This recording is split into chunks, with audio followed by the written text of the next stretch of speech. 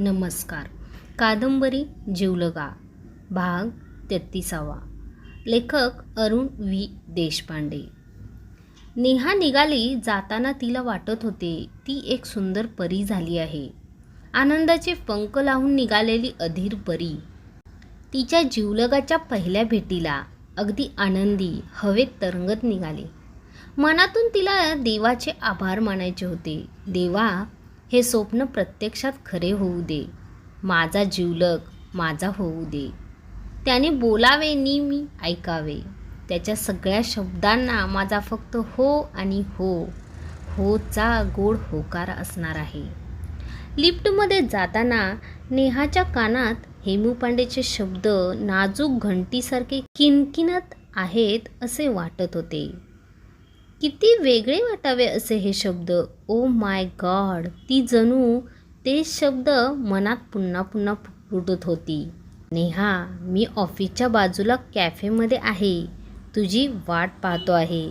With coffee. आज तुझ्याशी बोलायचे आहे. येतेस ना डिअर नेहा?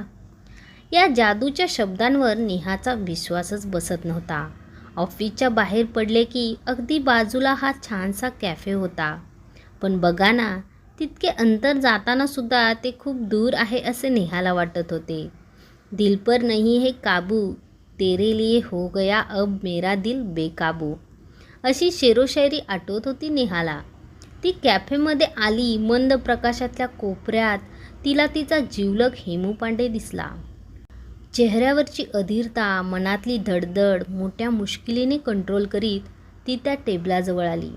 एक छोटासा टेबल, फक्त दोघांसाठीचा, समोरासमोर बसण्याचा, अगदी बिन अंतरांचा. हे पाहून का कुणास ठाऊक नेहाला मनात खुदकन हसू आले. हेमू पांडे देखील तिच्या येण्याची अगदी अधीरतेने वाट पाहत असावा. तिच्याशी फोनवर बोलताना त्याने ठरवले होते आज तिला बोलवायचे. तिच्या मनात असेल तर येईल, नाही तर नाही. पण आज जे होईल ते होईल आणि मनातले सारे सांगायचे आणि तिच्या मनातले सुद्धा विचारून घ्यायचे. होऊन काय होईल, आपल्याला नाही म्हणेल. त्याआधी तिच्या समोर तिच्याशी बोलायला तर मिळणार आहे ना. कारण पहिल्यांदा तिच्यासोबत असताना मी तिचा बॉस नसेन, एक मित्र आणि मनातून तिच्याविषयी प्रेम वाटणारा तिचा प्रियकर. कल्पनेने हेमू मनातून फुलून आला होता. त्याच्या फोनला तिने दिलेला हो आलेच हं हा प्रतिसाद ऐकून हेमूला आनंदाच्या भरात नाचावे वाटत होते. नेहाच्या आवाजातले हे गोड शब्द ऐकण्यासाठीच तर तो आतुरलेला होता. पण हेमू आणि नेहात बॉस हेमकांत पांडे स्पीड ब्रेकरसारखा आडवा येत होता. एक मात्र छान झाले. आज नेहा आपल्या केबिनमध्ये बसलेली असताना मामांचा फोन आला आणि आपल्या परिवारातील मोठी माणसे पोरगा कधी लग्न करतो या धास्तीने मागे लागलीत. त्यात आपण मामाला दिलेले उत्तर, हो मामा, तुम्ही करून ठेवा पसंत मुलगी, मी येतो तिकडे, हे ऐकून नेहा परेशान झाली असेल तर बेस्टच. कदाचित त्यामुळे तर बाईसाहेब म्हणून गेल्या वाटते. आलेच हं. हेमूला हे आठवले आणि तो मनोमन खुश झाला. आपल्यासमोर नेहा येऊन बसली आहे हे त्याला स्वप्नवत वाटत होते. तो तिच्याकडे पाहत होता. गोड हसऱ्या नजरेने त्याच्याकडे पाहत तिने विचारले, सर, विशेष काय काम आहे? मला इकडे बोलावून घेतले. नेहा, मी फोनवर तुला नेहा डिअर म्हणले, लक्षात नाही आहे का हे शब्द? इथे मी मित्र आहे तुझा फक्त. हेमू, ए हेमू असे बोलणार असशील तरच बसू इथे, नाहीतर हा मी चाललो. खूप काम पडले मला ऑफिसमध्ये. खाली मान घालून करीत बसीन. त्याची फायरिंग थांबवत नेहा म्हणाली, अरे बापरे, इतका राग, वैताग, चिडचिड. कूल बाबा कूल. नेहाने तिच्या नाजूक हात पुढे करीत म्हणले, हेमू, आज से अभी से अपनी दोस्ती एकदम पक्की. फुलासारखा नाजूक हात, लांबसडक नाजूक बोटे. नेहाचा हात हेमूने हातात घेतला. तिचा झालेला हा पहिला जादूभरा स्पर्श त्याच्या शरीराला गोड गुदगुल्या करीत आहे असे वाटत होते. तिचा नाजूक हात हलकेच दाबीत तो म्हणाला, नेहा, दोस्ती नाही आहे फक्त, त्याही पलीकडचे नाते आहे आपले, जे माझ्या मनात कधीपासूनचे आहे. अधिक उशीर झाला तर आजची ही सोनेरी संधी पण जाईल माझ्या हातून. म्हणून तुला आज बोलवले. Neha, I love you so much, so much, so much love you. माझ्या प्रेमाचा तू स्वीकार करावास. तू खूप आवडतेस मला. हेमाच्या हातात असलेला हात नेहाने सोडवून न घेता तो तसाच ठेवत त्याच्याकडे पाहिले. तिच्या टपोऱ्या डोळ्यातल्या नजरेत हेमूला तिच्या मनातले प्रेम दिसले.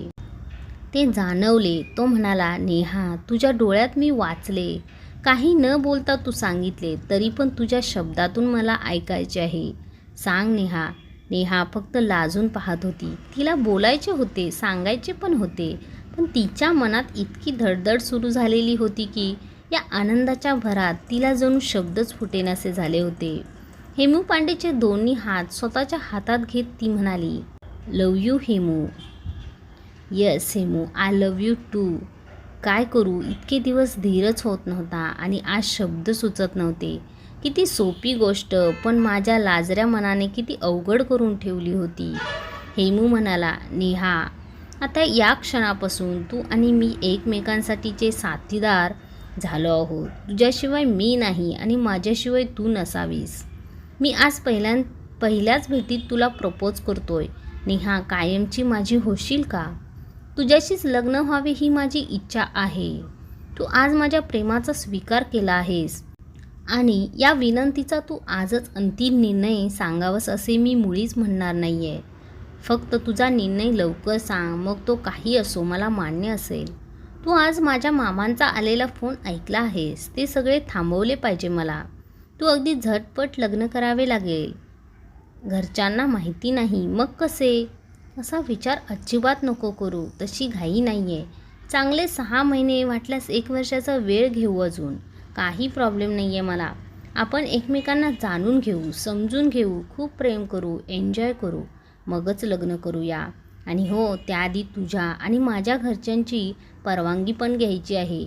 सर्वांच्या सहमतीने आणि अगदी आनंदाने आपले लग्न झाले पाहिजे, कारण दोन्ही परिवारासाठी तो एक आनंदाचा आणि सोन्यासारखा क्षण असेल. कुणीही नाराज असता कामा नये. हेमू 1 मिनिटही न थांबता सारखा बोलतच आहे हे पाहून नेहाने हातात पाण्याचा ग्लास घेत त्याच्यासमोर करीत म्हणले, काय हे वाघ मागे लागल्यासारखं काय? थांबायचे नाव नाही. मला सगळे समजले आणि नीट कळाले आहे. हेमू, तू म्हणशील तसेच होईल. नेहाला तुझी जिवलग प्रियसी साथी होणे तर आवडेलच. तुझे लग्नाचे प्रपोजल सध्या तरी पेंडिंग ठेवूया. खूप घाईने निर्णय नको घेऊया. एक सांगते माझ्या राजा, मी तुझी राणी होण्यास आनंदाने तयार आहे. लग्न होईपर्यंतच्या काळात आपण एकमेकांच्या प्रेमाचा, सहवासाचा आनंद घेत राहू. चालेल ना रे हेमू? हेमू काही न बोलता फक्त तिच्याकडे पाहत राहिला. नेहा, एक जोराचा चिमटा काढ बरे माझ्या हाताला. हे एवढं सगळं तुला बोलता येतं? मला खरेच वाटत नाही आहे अजून. प्लीज. त्याने हात पुढे केला. हेमूच्या हातावर आपले ओठ टेकवीत नेहा म्हणाली, अरे मी माणूसच आहे, दगड नाही. या भावना बोलून दाखवणे जमले नाही म्हणून तुझ्याविषयी वाटणारी भावना प्रेम नाही असे थोडेच आहे हेमू. नेहाच्या ओठाच्या गुलाब पाकळ्या, त्यातील थरथर, तो मृदुमुलायम स्पर्श. हेमू निशब्द होऊन गेलेला होता. वरकरणी वृक्ष आहे असे वाटणारी ही नेहा अशी हळव्या मनाची, रोमॅन्टिक भावना असणारी आहे खरेच वाटत नाही. माणसाचे वरवरचे रूप आणि त्याचे अंतरंग काही मेळ नसतो. जणू याचीच अनुभूती हेमू पांडेला नेहाच्या या प्रेमाच्या प्रतिसादावरून येत होती. नेहा, आजचा हा दिवस, तुझी भेट कधीच विसरणार नाही मी. तू माझ्या आयुष्यात येणार आहेस. बस मन भरून पावलो मी. अशीच सोबत कर, आधार दे तुझ्या प्रेमाचा. नेहा म्हणाली, हेमू, तू सुद्धा मला असेच आयुष्यभर तुझ्या प्रेमात बांधून ठेवावेस. भावनांचा आवेग थोडा कमी झाला. आनंदाचा भर ओसरून गेलाय हे जाणवून नेहा म्हणाली, हेमू, आपले लग्न होईपर्यंत ऑफिसमध्ये कामाच्या वेळेत आपण फक्त सहकारी असणार आहोत. तिथे आपल्या या भावना व्यक्त करताना कंट्रोल करायचा, त्याचे प्रदर्शन नको. ऑफिसच्या बाहेर मग काहीच बंधन नाही. मी तुझीच आणि तुझ्यासाठीच असेल. तुझी प्रिय नेहा. तिचे ऐकून घेत हेमू म्हणाला, नेहा असेच होईल. मी काळजी घेऊनच वागेल.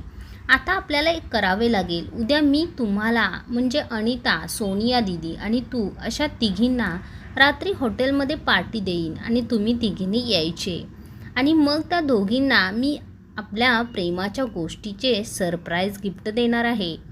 म्हणजे आपल्या भेटीला त्यांचा ग्रीन सिग्नल मिळेल.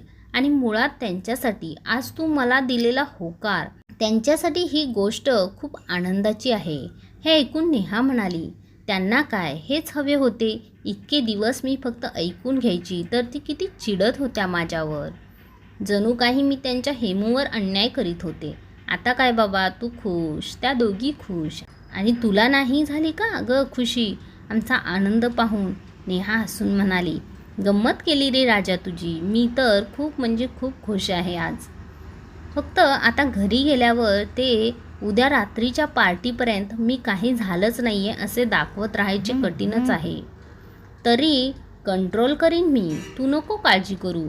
आता निघूया. त्या दोघी म्हणतील कुठे गेली आहे ही नेहा.